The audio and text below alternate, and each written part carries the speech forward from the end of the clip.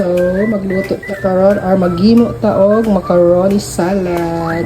Kay naamo kay mga sobra-sobra ng mga salad ng Pasko, mga hinatag. So, ato na siya karon guys.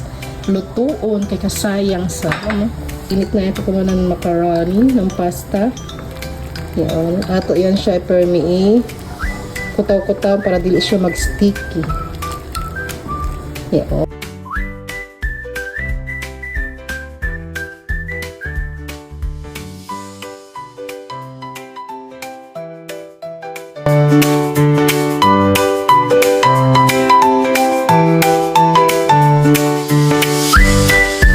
Ito na kanapa ng cheese guys, no? Kaya para mo blend ang iya katamis para digit kadayaw.